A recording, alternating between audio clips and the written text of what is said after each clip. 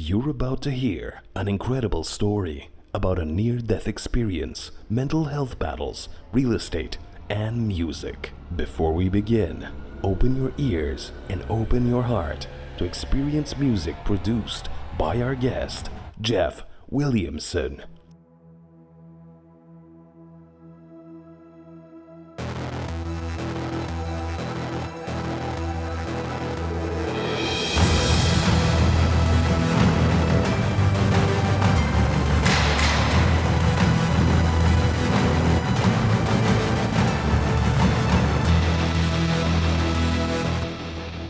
Hey guys, welcome to From Within, the podcast. I have Jeff Williamson hanging out with me today. I asked him to jump on the show. The story he has, he's going to be sharing things. I don't think he's ever actually openly shared a lot of the stuff he's going to be talking about. Get your seatbelts on. We're going to get real. Jeff, thank you so much for jumping on the show with me. It's my privilege to have you, man. My pleasure, Ben. Thanks for having me. So, Jeff, how do I know you? Jeff, we have a common friend, Mr. Dave Brett. He owns the largest boxing gym in Canada, I think. And he referred you to me as a real estate coach at first. And I had a gut feeling, and we just had to go forward with this. And you came into my one-year program, and that's how we met. Yeah, it's interesting because I did reach out to you a while before the program too, and I sent you a couple of messages, and I guess the timing just wasn't quite right at that point. And then just kind of out of the blue, you sent me a message and said, well, I really have this gut feeling about you. I've got this program coming out. Come join us. Yeah. So yes, and what was amazing is just like most people I end up working with, it's more about a human development process than like, of course, business is all there. But nothing ever happens unless the human gets developed. I think that's the biggest missing factor in coaching. You buy systems on Google, but it was about developing Jeff, and it was really clear. And some of the stuff I remember the day that we were on a retreat, Jeff, and you were too scared to really showcase what you're really all about, which is music production. Like this massive gift and this passion you have was just hidden away, and you would get stuck in it with perfectionism, and you'd never show your thing. And you showed it that day, and the entire room was just jaw dropped. And the music that you guys would have listened to, the intro music, that was Jeff. He produced it for the show to showcase what he does. That's a massive move. This is years ago. He wouldn't show anybody. And now it's something he's leaned in big time. And I remember that. I'll never forget the day. You remember that moment, Jeff? yeah, I do. And I think it really came down to expectation and the nature of expectation.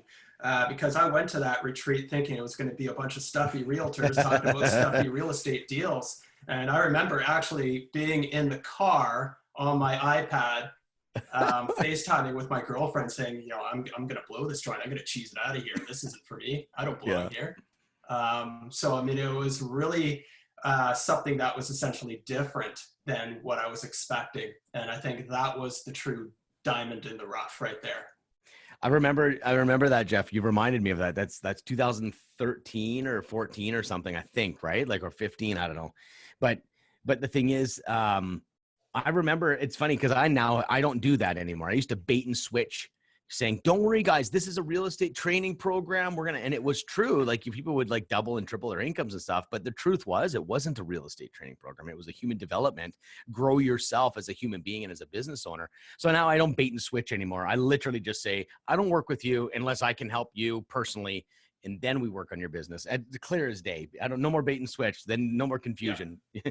But anyways, so here's the thing. Your story is wild. I want to get right into it. We got near-death experiences. We've got massive anxiety conversations we've had that you're willing to share today.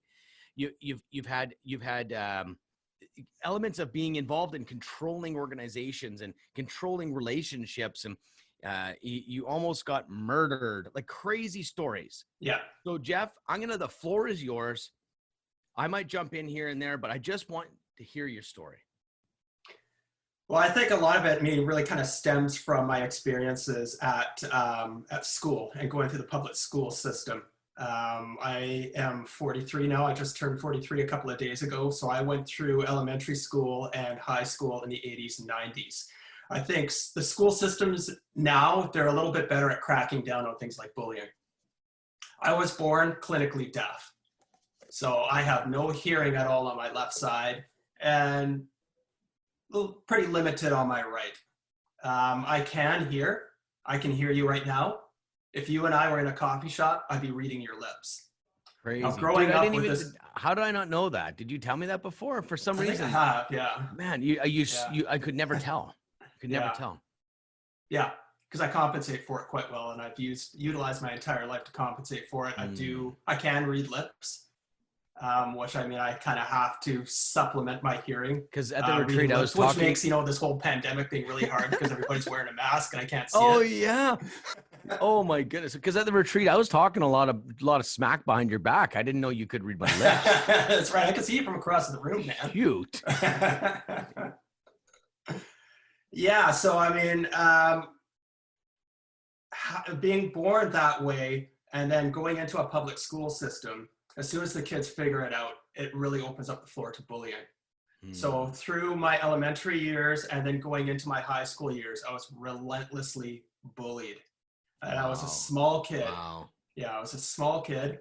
I was a little overweight and I wasn't very tough. So I think that kids saw this as an opportunity to kind of build up their own ego or build up their own confidence by putting this other guy down who's not going to fight for himself or stand up for himself. And they really latched on to that. So I was relentlessly bullied through my entire adolescence in the school system.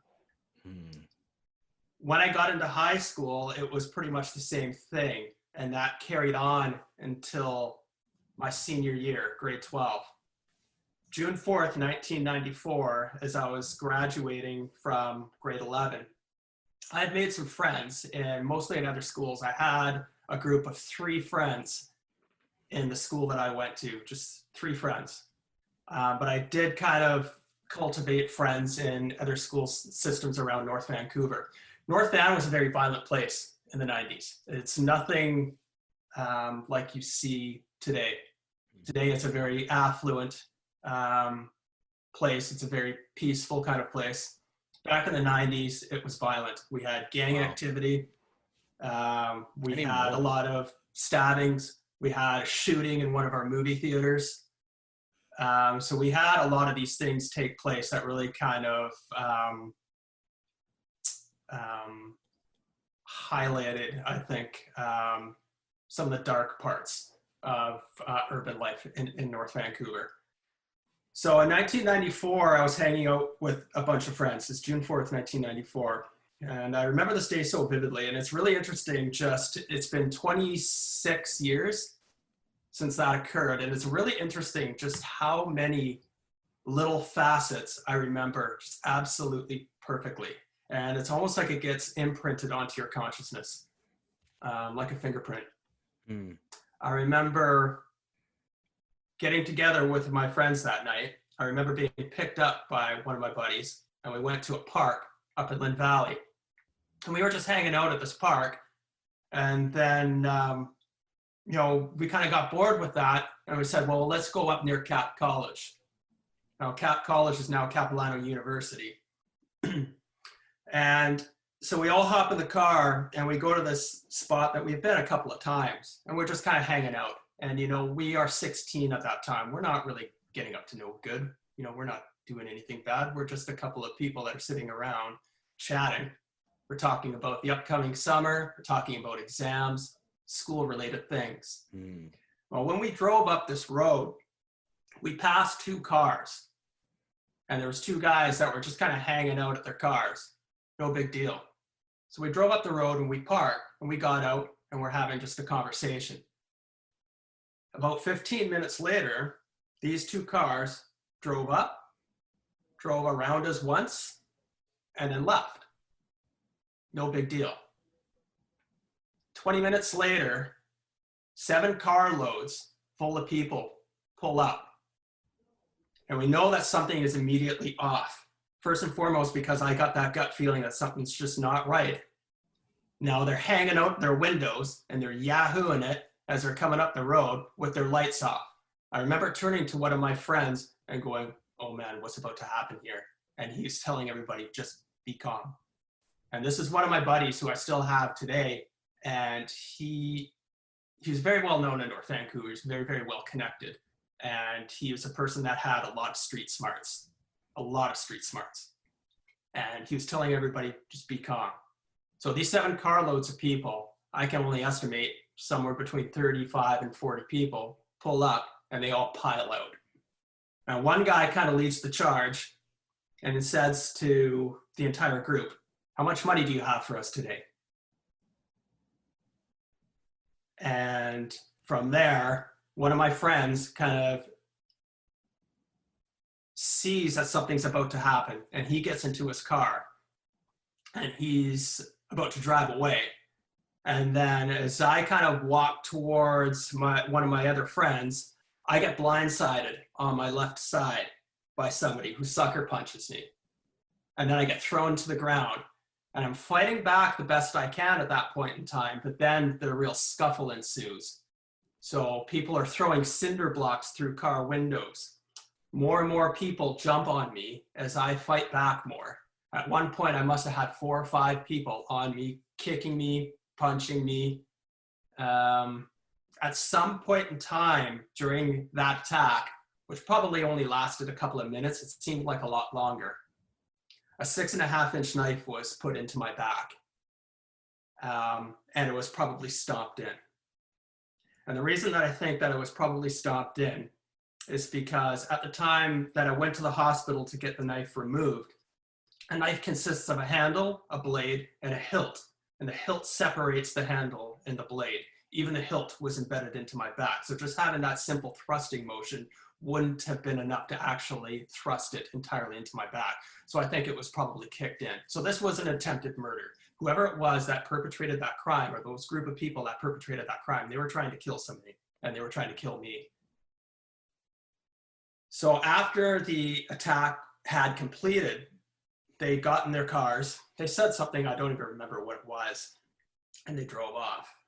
And I had no idea at this point that I had actually been stabbed. And I get up and I try to take my jacket off. And of course, my jacket's not going to come off. It's being held in place by a knife that's in my back. I'm like, why is my jacket not coming off? And the first thought that I had was that my arm was broken. That I couldn't get my jacket off because I couldn't get my arm around because it's broken. And I look behind me, and there it is, sticking out of my back. And I said to my friends, I've been stabbed. And they're like, shut up, it's not funny. I said, no, I've been stabbed. Look. So we— You must have been in shock. Hugely, yeah. You know, I couldn't even feel it. There was so much adrenaline coursing through your body. And I think anybody who's ever been in the instance where they've had some sort of trauma like that, they actually don't feel it until much later. Because your body goes into almost like a survival type of a mode or a survival mechanism that I think really tries to prevent them from feeling that. And it's a total shock response. So we drove to the hospital, and it was about a 10-minute drive to get there. And I'm kind of starting to feel a little lightheaded. So we pull up into the emergency pullout, and one of my friends, he jumps out and he runs into the hospital room, and he tries to get people to come out and assist us. I get out of the back seat, and I start feeling very disoriented, and I fall to the ground. And I can still vividly remember looking at the door of the emergency room and seeing 4 personnel with a wheelchair running out to intercept me. And they pick me up off the ground, and they put me in the wheelchair, and they wheel me in. And of course, I mean, that's right away. You are in triage right away. Yeah. I remember sitting there, the RCMP coming in, taking photos, and my parents were contacted. I remember my dad coming into triage and seeing me. And my dad, he's a radiologist. He's a doctor. He deals in the world of CT scans and ultrasounds, things of that nature. So they got me into the CT scan. My dad demanded to be there, and they tried to push him out the door. He said, absolutely not. I'm going to be there. So I remember them getting me into this CT scan and taking the scan of me, and they were able to extrapolate that this knife was sitting right on my aorta, which is that the main artery that comes out of your heart. So that is the artery that carries the most blood in your body, was the aorta. It was also sitting 1 centimeter from my spinal column. So this thing could have gone anywhere. Crazy. Yeah. So they pulled me out of the CT and then put me into the operating room. They couldn't give me any freezing, no anesthetic at that time, because my breathing had not stabilized. And they knew that if they had given me freezing, I would have been out, gone. So they took the chance. 4 nurses came in, held down each of my limbs. 2 doctors came in and proceeded to move this knife back and forth and back and forth and back and forth until it finally pulled out. I'm a 16-year-old boy, and I'm going through this experience. The moment they pull this knife out, I'm out. And I can literally feel myself almost drifting out of my body, and I can see exactly everything that's taking place around me. It's a really, really bizarre experience. But I was fully aware and fully cognizant, and it was almost as if I was watching a movie of this thing taking place. I could see the doctors, I could see the nurses, I could see the pandemonium. I can hear every visual, I could hear every sound and perceive every visual experience that was taking place. I could hear the nurses saying, we're losing him. At some point in time, it was almost like a vacuum. And I could wake up and I was almost in my body again. So some people call that a near-death experience. I would definitely classify it as that. An out-of-body experience, it was definitely that. But either way you look at it, I had drifted off. I had died and I'd come back. And that's something that I have not shared with a lot of people. To this day, my family doesn't even know. And I remember having a conversation as I was convalescing in the hospital with the doctor, just about how close I came to dying. And I said, I don't want my family to know. They've been through enough. Wow. So I was in the hospital for a week, convalescing. And I got an excusal from the rest of school. So I got a pass on my exams. I didn't have to do my exams that year, and I spent the summer recuperating. There was a lot of fallout from that. A lot of fallout. What do you mean? I experienced really debilitating PTSD. I can remember that summer just going down to our local Max just to get a squishy.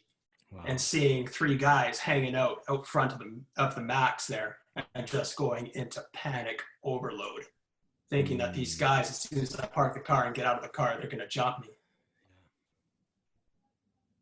So there was a lot of fallout in that sense, and there was also fallout that occurred for many years after that particular incident. And when I got back into school my senior year, most of the bullying had stopped. There was one guy that really ramped up the bullying after that particular incident, but most people at that point in time, after knowing that experience that I've had, they stopped. Wow. I was a good kid. I never really did anything bad. I wasn't a particularly gifted student. School it never really clicked for me. I was sitting there in class and, I was learning these things that were very archaic to me, that didn't really make a lot of sense to me. I don't think the school system really targeted me right. So I didn't get very good grades. I did very, very well, I think, on the artistic side of things, but on the more scientific, mathematical side of things, I just really didn't do that well. But I was never a bad kid.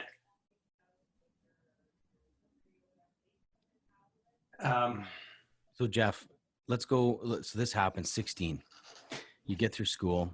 Yeah. How did that affect how you like, I'm just trying to think of what happens next? Like, did you move, how did you move on, Jeff? Like, how did you actually start building a life? Like obviously you're struggling after that. Like, did it go away or like, no, and I couldn't build a life for a very long time. And, you know, as I said, I was a good kid. I never did anything really bad. Sure, I had a couple of drinks. I got drunk a couple of times, but I never did What? drugs. Yeah, exactly. But I never ever did drugs. I can remember specifically being at parties when I was 14, 15, 16, and just saying, no, it's not for me. It's not my thing. Yeah. After that happened, I started using drugs heavily. Oh, wow. I started smoking my first joint. And then it kind of escalated from there. I was getting high with my friends every single day. I was getting high at school because I didn't care. I didn't care, you know? And, you know, the really messed up thing is that, you know, I had this entire history going through school where I'm bullied, and then it culminates in this sort of an experience. In some really weird, messed up way, I felt that I deserved it. Wow. So I didn't care what happened with my life. And I said, you know, if I'm going to do drugs, fine. I don't care. Mm-hmm. So I started using drugs on a heavy basis, and ramped up the drinking as well. And the conjunction of those two things, I think that really started to influence my mental health, and really started to bring out some of my mental illness, which I think I always had within myself. It's something that's in my family, and it's something that's definitely within myself. And I think it really ramped that up. And I had some days where I felt extraordinarily low. I graduated school. I just barely got through. And I kind of jumped around from job to job to job. And it was really just trying to earn a big enough paycheck that I could support my taking of drugs and getting hammered with my buddies. And I think my friends will tell you that when we were hanging out, getting high, it was just kind of, it was fun for them. It was a sense of camaraderie. It was being with your buddies and hanging out and, you know, that kind of thing. For me, as I said, I just didn't care. I didn't care what happened to me. Yeah. So I think that really was a defining point of my mental illness, which really started to take over my life. One morning I felt particularly low, and I swallowed back a bottle of pills. I can remember getting onto the bus after that and going to Dave's house, where we got high, and these pills started to take effect. So the combination of getting high and being under the influence of this medication, I started to get that really, really weird feeling, you know, that very doped up feeling that people typically experience when they take pills to facilitate their suicide. And I remember him looking at me and saying, "Do I need to take you to the hospital?"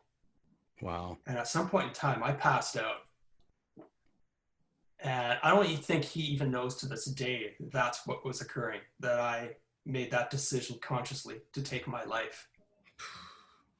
I remember waking up the next morning on my friend's couch, and, you know, it's just kind of one of those quintessential things where you're kind of looking around saying, I'm alive. "What's going on here? Where am I?" And then you kind of snap to, and it's like, didn't take. So this is now twice. First I had my stabbing experience, now I'm having my suicide attempt. Those two things have not taken. But that didn't stop my depression. It just kept going. I kept doing the drugs, I kept doing the drinking, and I kept experiencing that mental illness.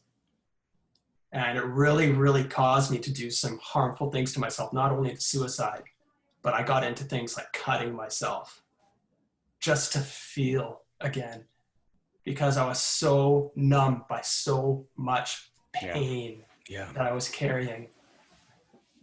And that's what it was. There's just so much hurt, so much pain. I felt so much unacceptance. I did not know where I fit in. And it was just a way that I could have control over my body and feel something again, because I felt so out of control. And, you know, it's really funny because we've got this adage in society, and people will tell you, or idiom, adage, idiom, people will tell you time heals all wounds. And I think it's one of the biggest lies that people tell you time does not heal all wounds. For 20 years, I carried this stuff around with me. 20 years. I think looking back on it, the hardest thing for me is that I never found any justice for it. So the people that perpetrated this crime are still out there to this day. They're still living seemingly normal existences. Probably not, but considering how many people that were there, I'm sure some of them are at least living a normal existence in society.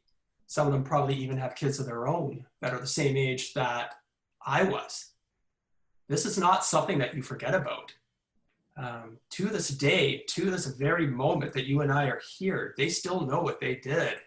They can still come forward and say, either I took part or I witnessed an incident of attempted murder, and I would like to unburden my conscience.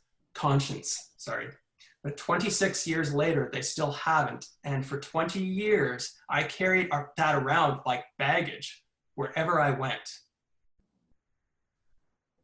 And the fact that I carried that experience for so long is proof of the statement that time does not heal all wounds. I had to make the choice to say to myself that this happened.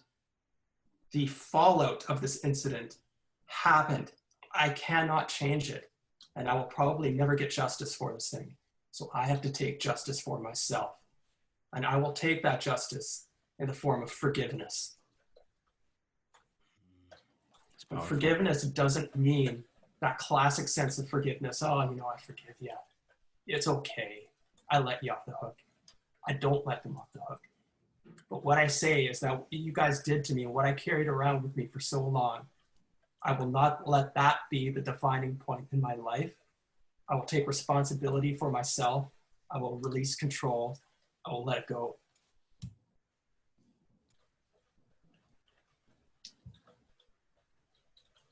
Jeff, how do you get to that point? I'm thinking about people listening right now who have had an injustice that's never been settled. Someone got hurt or abused or murdered or whatever it was. And how the heck did you go from where you're wanting to die to a place of unbelievable inner strength today where you can forgive them and free yourself and take back what you were not going to be defined. All I see is courage and strength right now. How does that happen? I think you get to a point, everybody gets to a point where they have to get real with themselves. You can only outrun yourself for so long before you're finally looking in the mirror and you have to get real with yourself. And I can remember that day where I looked in the mirror and I said to myself, I hate you. Why didn't you just die? And I saw my life going one of two places. Either I take that suicide attempt again and I make it final this time, or I take a different road and I really work my ass off and I try to get this thing under control. I took that road and I got myself into a personal growth. I found that counseling is good. It's nice to have somebody to talk to. It's good to have clinical feedback, I think. But for me, for my personality, I need action. I need to actually take part in something. And that's why personal growth really kind of appealed to me. And it wasn't until I got involved with a program called Choices that I could really, really address this thing in a very safe place. And I said, going into this, I'm going to give 100% because I had lost everything at that point in time. I've been in a couple of relationships that had gone extraordinarily sour. I was fresh out of a relationship with somebody who I believe had narcissistic personality disorder. I felt completely powerless, like I had given up my power. And I said that I need to get my power back. So before I even entered into that door, I made a contract with myself that I'm going to get my power back because that's the thing that I need most in my life. That's what I've lost. That's what I've given up. And it really was a critical point because I didn't know what else I was going to do. So I had nothing to lose. So I gave it absolutely everything that I had, everything. And I managed to find my power again. And I found my sense of self again. And I look at pictures. It's really interesting because I'm clearing up my dad's house right now. So I'm going through all these old pictures of the family. I'm looking at old pictures of myself. And when I was a little kid, and I was a happy kid, you know, I had a good childhood. My mom and I had a horrible relationship. Horrible. But when I was a kid, I was a happy kid. And I look back at those photos and I say, through my hard work, my diligence, my determination to get my power back, I've reconnected with that happy little kid. Cool. Which is one of the most empowering things. And it's being comfortable with who you are, taking control of your self-awareness, and really embracing yourself for who you are. Yeah, it's powerful, man. So powerful. I'm hoping people are like, it's heavy. It's heavy. And, and I really appreciate you sharing what you're sharing. I think many people have stories they don't share, and there's going to be someone listening right now that goes, holy crap, he's sharing it. That's my story. Even you sharing it reminds me of my story. I remember my moment where I was going to die or try rehab. This rehab, same thing. Like, it was almost like that moment where I'm like, hey, if this doesn't work, I'm going out blazing. And that was my plan. And it worked. And I started changing my life. And yeah, man, I'm all in, as anybody knows, 1000% on figuring out who the hell you are, and then be proud of who you are. Yeah. And you know what I mean? People love to tell you what to do. They love to tell you all kinds of things. There's only one person that can give you that strength. It's yourself. And it's very powerful to see this. You came around. And I know Absolutely. that I actually brought you into my other retreat. And I don't think I've ever brought anyone in that from the past retreat. I'm like, I'm like, you're coming in, and you shared. And it's so cool to be able to see that happen. And you leave a mark on all these other people I'm working with now. Like, it's pretty crazy to just this whole process. Now you get to give back. And now the thing is, when did you discover the love of your music? When did this happen? This guy, everyone, just so you know, he's probably not going to like this, but he is one of the best music production guys I've ever seen. The music that he produces is wild. It is so good. He's a deep dude. It's deep music. And it is unbelievable, his passion. I had the privilege of at least maybe pulling it out a little bit and letting people see a little bit through our coaching and mentoring process, where I kind of parked my thoughts on, like, you need to do this because this is feeding your soul. How the hell are you going to build a real estate business if you're not having the right fuel put in? And this is like his fuel. So I'm speaking about you in front of you, Jeff, but tell me about your music and what does it do for you? Where did you discover it? Why is it important? Yeah, I think this really kind of brings to light the nature of alignment and being in really proper alignment. My first foray into music was when I was about 7 or 8 years old, playing piano. My parents got me into piano lessons. I was forced into it. This is what you're doing.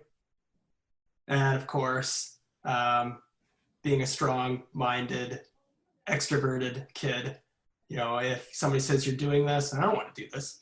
Yeah. You know, kind of looking back on it, I have a much more appreciation for it now, especially considering the cost of piano lessons. But yeah, I mean, back in those days, no, I hated it. So I bumbled through piano lessons for a couple of years before my parents finally pulled the plug. Yeah. When I was in grade 4, I remember somebody coming in and giving a little bit of demonstration on just the nature of orchestral music. And I saw the cello and I said to myself, oh man, that's a cool looking instrument and it has such a great sound. And still to this day, it's a sound that I just have so much respect and sympathy for. So I love it. It's such a cool sound. It is. And they say that's because people love it so much because it most closely mimics the human voice. Really? That's why it's such a pleasing instrument.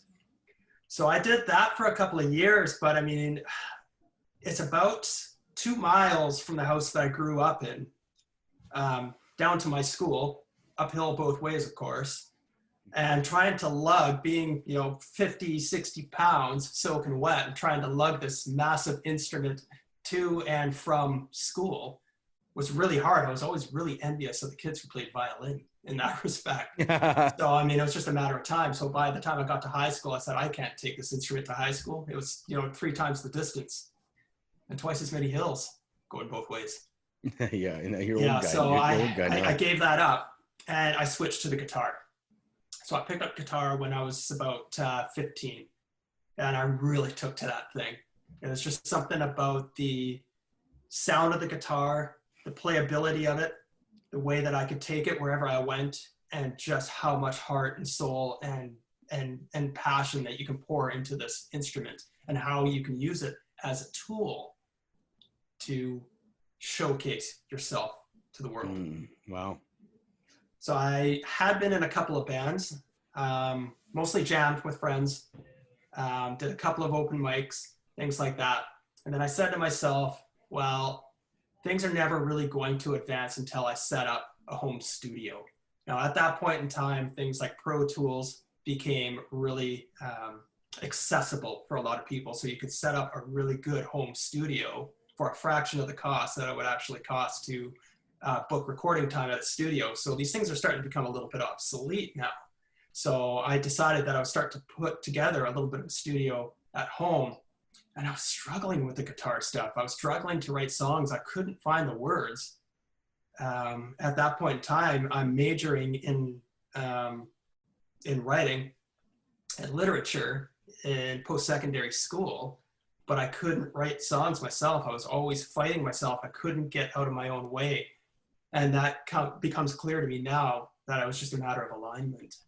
And then I started to kind of delve into writing more instrumental music. So I started to explore different kinds of sounds, different cultural instruments. And then I came back fully to the orchestral sound and then revisited the cello again. And I started creating orchestral scores. I don't remember exactly when it was, but I can remember watching movies saying, oh man, that's such a cool concept to create this sonic landscape to help tell a visual story. And I started following people like John Williams. I've always been a huge, huge fan. I'm a huge Star Wars fan. So I think that John Williams' Star Wars score is probably one of the most iconic scores ever written. So can you tell the uneducated, which is me, what the hell a score is? Score is just, it's an orchestral piece that is set to the medium of film. So whereas Beethoven, he wrote symphonies, a score would be a symphony set to film. Very cool. So the movies is what you're into. Yeah. The music, that's amazing. I've seen some of your stuff. Basically, it's trying to create a sound and cultivate a sound that tells the story of what you're seeing, and it helps to drive the story.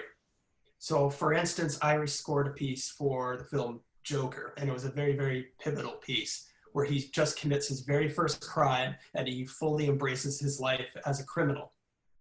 What does that sound like? How do you create an audio experience that tells that story? And I think that is one of the most captivating things.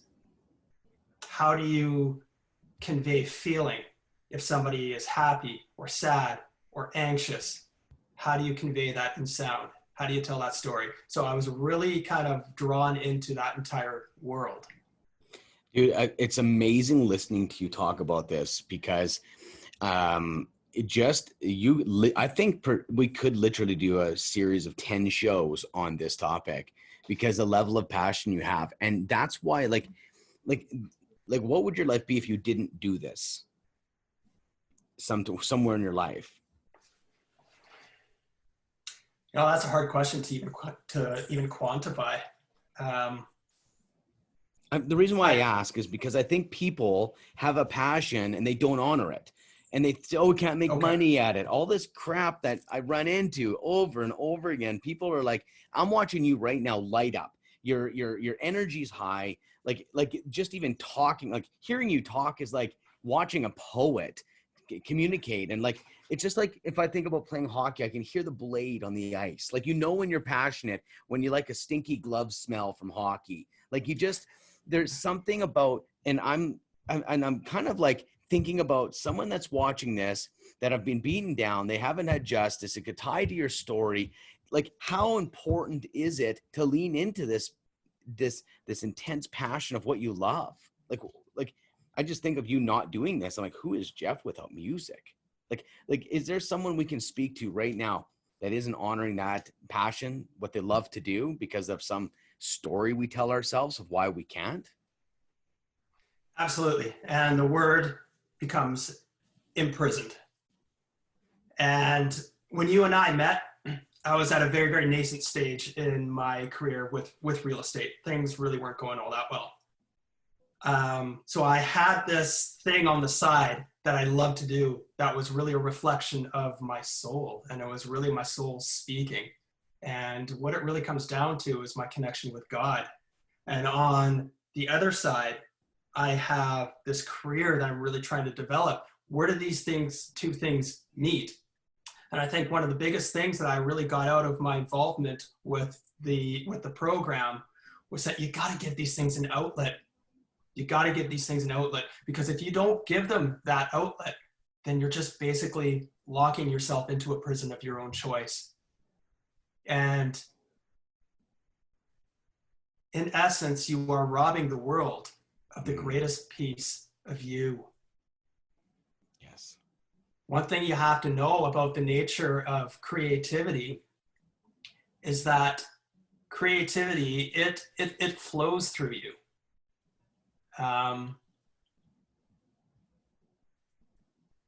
You have to kind of ask yourself and ask the artist, where do these ideas come from?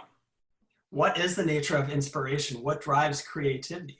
So when I play a musical passage, in the blink of an eye, a doorway opens, and I step through that doorway into an entirely different world that wasn't there just a few seconds ago. Where does that come from? I mean, you're an idea guy. We could sit back and forth and, hash out some pretty cool ideas. Yeah, no, where does that stuff come from? Synapses, electrical wiring in the frontal cortex. That's pretty cold and clinical. So I don't like to believe that's where it comes from. You don't find creativity. It finds you, and it moves through you. Therefore, this is really where the nature of control and the nature of ownership around creativity come into play. And this is one of the biggest things I got out of the retreat, was just the nature of creativity and the ownership that's associated with that. It belongs to us all, because I believe those ideas don't come from you. Definitely protect your work, do the proper copyrights, but share it. Get out there and share it, because it's a gift. And it's a gift that comes from the ether or the beyond. I like to think that it is a gift from God. One of my favorite bands is the band Radiohead. And the name Radiohead was actually taken from a song by the Talking Heads. But when I listen to Tom York talk about what Radiohead means to him, he says that he likes to envision an electrical tower on the top of his head constantly receiving messages from somewhere. And those messages are the ideas that transform into the songs that Radiohead create. And that's the way that I look at it too. The music that flows through me is a gift that I have from God. I have an obligation to play this and release it. If somebody happens to steal it, so be it. Love it, man. Man, you've come a long ways, man. Holy crap. That's amazing, honestly. I want to ask you a couple things here as we're kind of getting near the end of our time here together. I think about you being bullied. Let's go there for a second. You being bullied, you've got a massive experience in this. My thinking is, what can we do to talk to parents? Because I'm thinking this, can I just be straight? I'm like, you got a kid, he's getting bullied in school every day. And to be bluntly honest, why the hell are we sending our kid to that school? Why the hell are we not pulling that kid out? My wife taught me this. For me, I'd be like, just toughen up is how I used to be taught. And I know the old school of toughen it up. They're just jealous of you. Some bullshit. I just feel like, what could you tell a parent? Because you're going through school getting bullied. And as a parent, can we help the kid? Or is this something that just is not being seen? I think parents can help their kids. And I think parents need to be vulnerable with their children.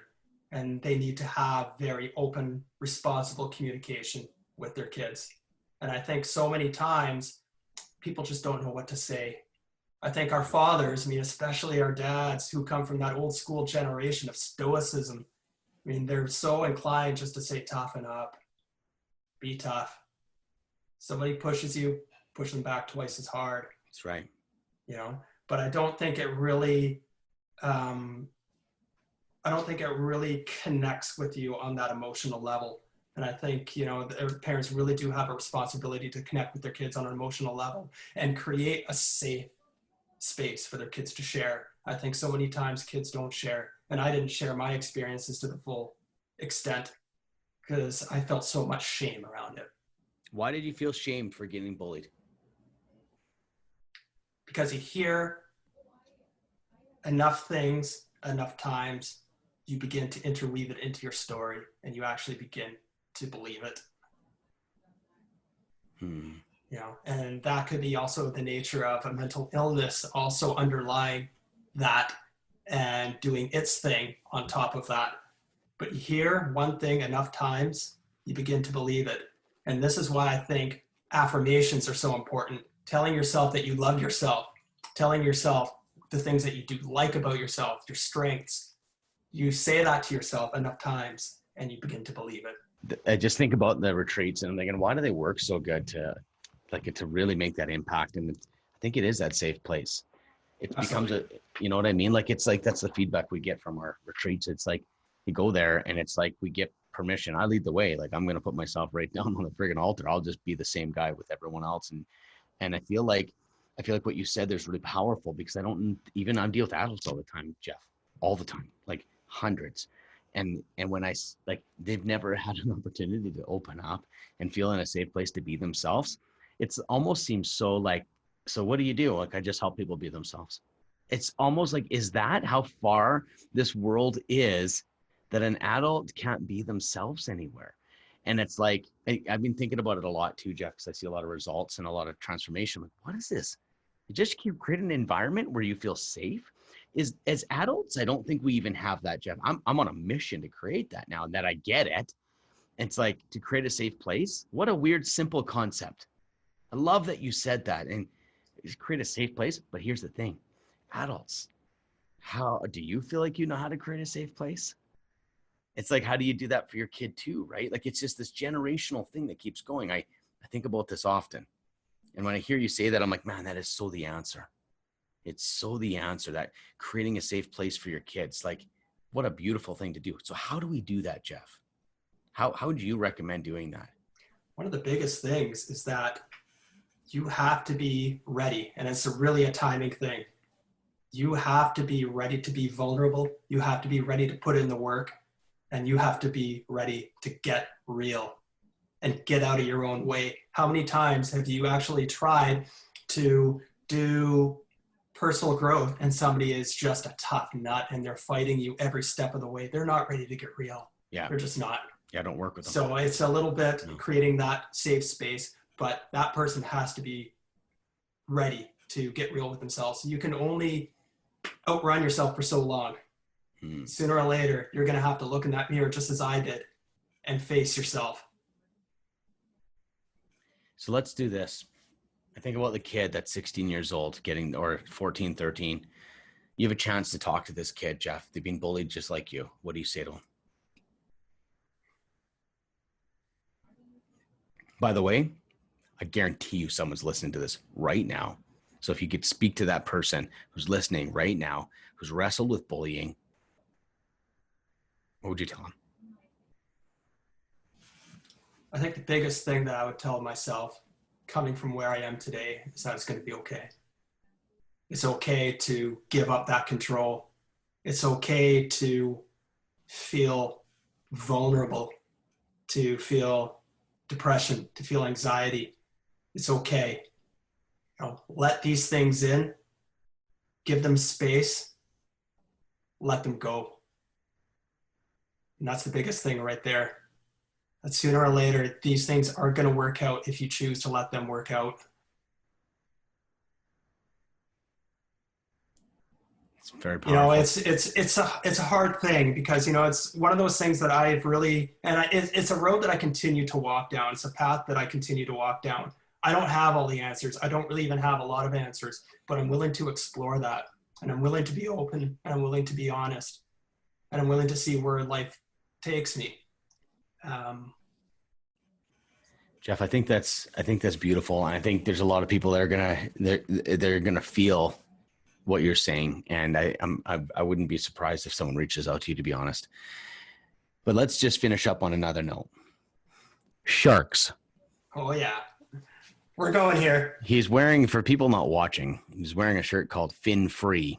I don't think I've ever seen him not wear a shark shirt. And don't you have a Halloween costume that's a shark? You know, I gotta admit, Ben, part of me was actually contemplating coming onto this podcast wearing my shark costume. Dude, that would have been wicked. But so here's the thing. Another passion of yours that feeds your soul that you have to do if you're going to be able to make it in life, you need the fuel.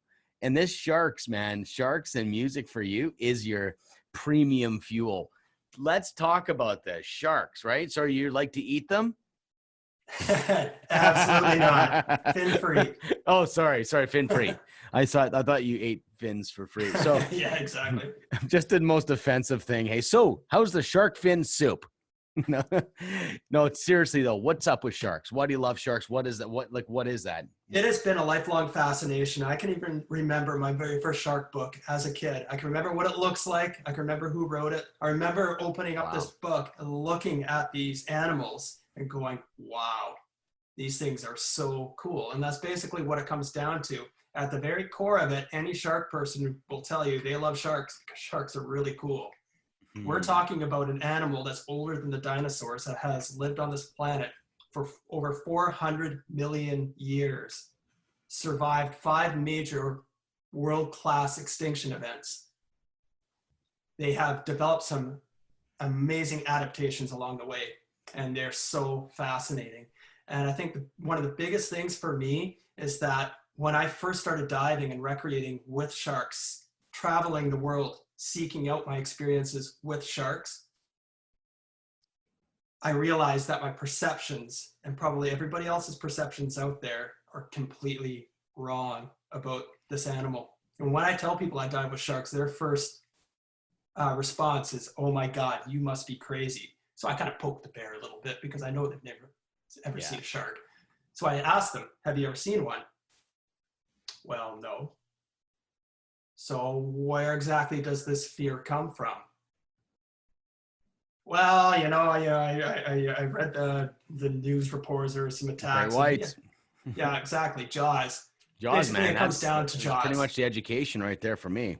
You know, the interesting thing about Jaws, there's 2 really interesting things about Jaws. We look back from this moment in time and we look at Moby Dick, which basically painted the whale as being the bad guy. And we look at that as being so outdated, so archaic, almost even foolish to think of a whale in that kind of capacity. However, we look at Jaws and we still hold on to those perceptions and those judgments about the way that sharks really are. And the second interesting thing is that when Peter Benchley, the author of Jaws, when he died, he became a huge shark conservationist later in his life. Oh, wow. When he died, he had so much guilt and remorse for having ever written that book, because no one piece of literature has ever done more for the destruction of a species than Jaws has done for sharks. Wow. And it's something that still continues to this day. And when I go down there and I dive with them, I don't see that. I don't see that negative side. Yes, they are apex predators. Yes, they do have interactions with people, and sometimes people have died. But statistically, you look at the number of attacks, it's very, very slim. They are actually some of the safest predators to recreate with on this planet. And I get a Zen experience when I'm down there with them. I want to come. I want to come. I want to jump. Yes, do you do it with a cage or no? No cage. Okay. I don't want to come. I don't want to come. I need a cage. I still got the Jaws. I guess still got the Jaws education to unwire. But we'll start you off really small. We'll start you with some goldfish or something. Yeah, We'll no. work our no, way up. no, That's, it's that's the really- way I did it too. I mean, I Great. started off with some smaller sharks and then kind of worked Dude, my give way me the up. great white. I don't give a shit anymore. Give me a great white. I'll go big time. I don't want to start. You tell me I want to go goldfish? Go What is big or this? go Now home, I'm right? insulted. Give me a friggin' shark. I'll come in. Jeff, I want to say thank you, man. The bravery, the courage to be able to see this transformation live, to be able to be a part of your life, consider you a friend of mine. I am lucky, and I'm so excited to give this platform to you so you can share your story. And I can't wait to share this to people, bunch of real estate agents that realize that there's a whole lot more than just selling houses going on and making and winning a dumb award. Is that we are human beings, and there's a lot more to us than that. So I know a lot of my audience watches that are real estate agents. So, and you are one yourself, so that's really cool. Thank you so much, Jeff, for being on the show. My pleasure. Thanks so much, Ben.